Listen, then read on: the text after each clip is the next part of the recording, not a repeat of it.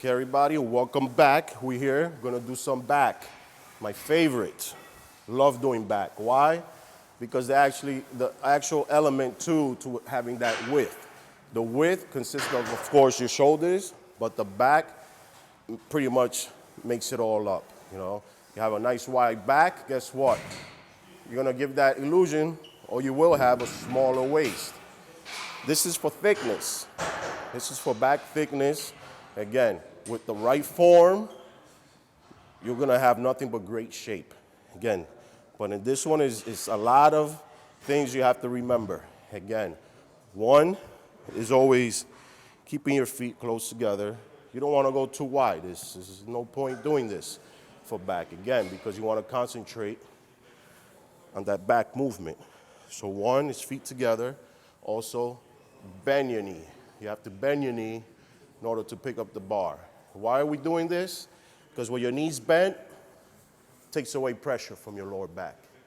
Without the pressure in your lower back, you're allowed to actually perform the exercise with the full force, okay? And now, in the beginning of it, make sure that your butt is sticking out. Make sure you have the arch position right here. So you don't want this, okay? You want the nice arch, bent over. All that pressure should go right on your lats, all right? And width, I would have to say shoulder width apart. You don't want to go too wide. You won't be able to squeeze the muscle. Too close, you're working your arms, okay? So again, shoulder width apart. Usually could do this, one thumb. That way is a great way to measure. Can't go wrong with this. Thumb out, down. Again, chin up, release, and go.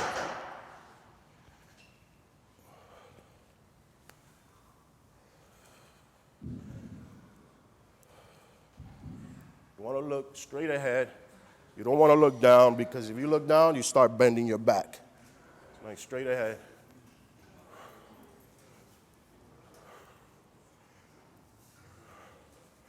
And you want to bring it to your waist.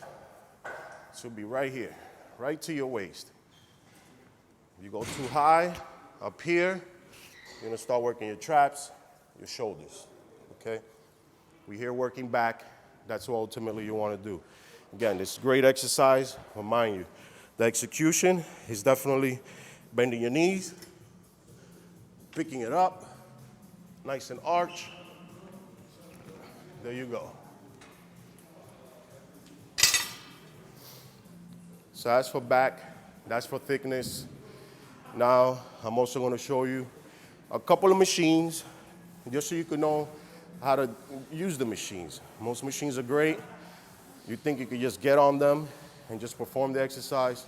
It's very unlikely. It's not quite that simple. Again, so let's do one more exercise. Or I say a couple of more. Okay, this is the dumbbell row. It's very common exercise for a lot of people that do back. Why? Because it's a great exercise, of course. Same time, it works your outer lats, gives you that nice shape on your back. You know, again, people still do it wrong. Doesn't matter what exercise it is, they're still gonna make mistakes, you know. On this one, I will show you one key way that'll help you not to make a mistake, okay?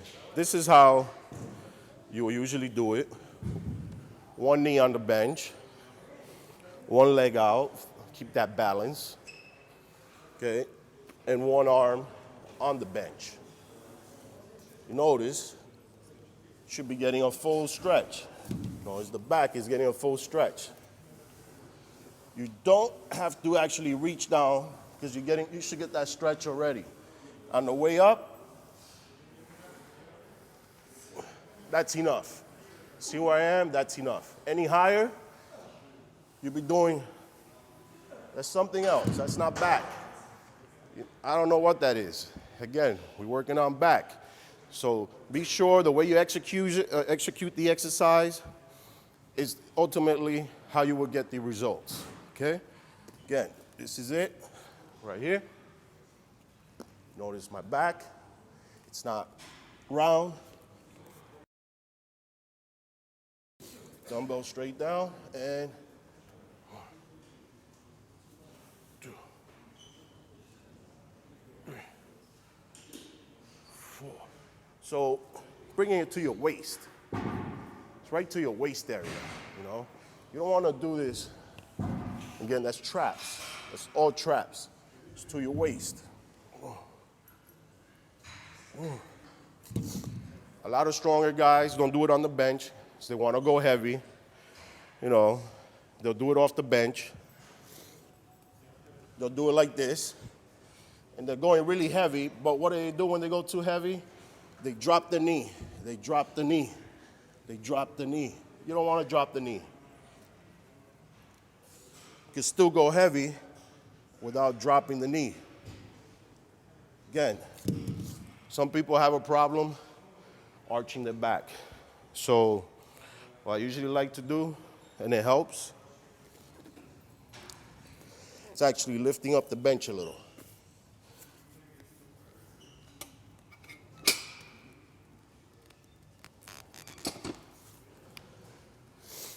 Lift the bench a little,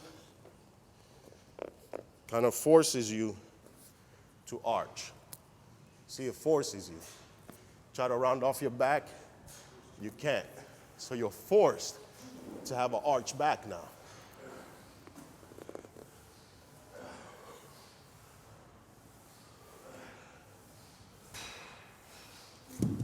Again, that's one of the tricks to keep your back nice and arched and without, you know, not doing the exercise wrong. That's what you want to avoid. This is what we're trying to keep you from doing. That's great dumbbell rows for the outer lats. Now let's work on the lat pull down for width. Let's work on that width. I gave you one for thickness, another one for shape. Let's work on that width. Let's go. Pull down. Okay, the lat pull down, again, is not a replacement of the pull-up bar. The pull-up bar is about the best thing you can do for your back. With hands down, is the best. You know, again, that's my first exercise that I ever performed in my life. I thank God for it because it gave me the wide back. But many people cannot do the pull-ups. Again, this is an alternative. Just an alternative. It does not mean it's the same one, it's just different. Okay? Now on this one, you gotta notice, you know, it's very crucial with this movement because even though you're sitting down, even though it's a machine, guess what? Your back is still arched. You still gotta have that arch.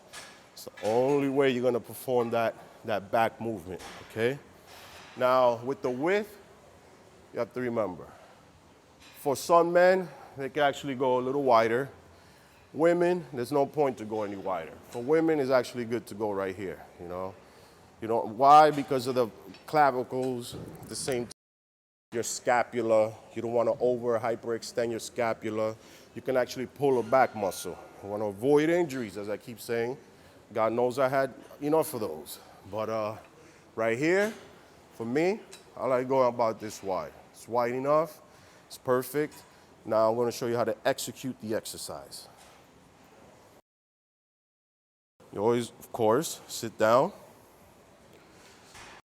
back arched, and as you bring it down, your elbows lead the way. Your elbows, okay? And your chest up. You want to bring it right above your chest. Right above your chest. You don't want to do this. You don't want to do that. That's something else, okay? You don't want to, the worst one I've seen, you don't want to do this. You don't want to, this is I don't know, maybe working on your glutes or your hamstrings, I don't know. But again, this is for back. In order to work back, you need to be straight up, chest up, okay? And boom, squeeze.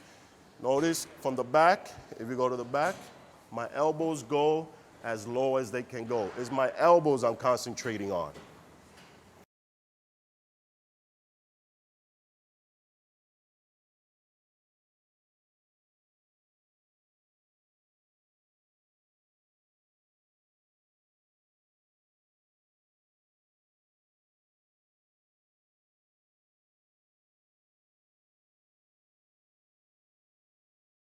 See on this exercise again, really, that's your main focus.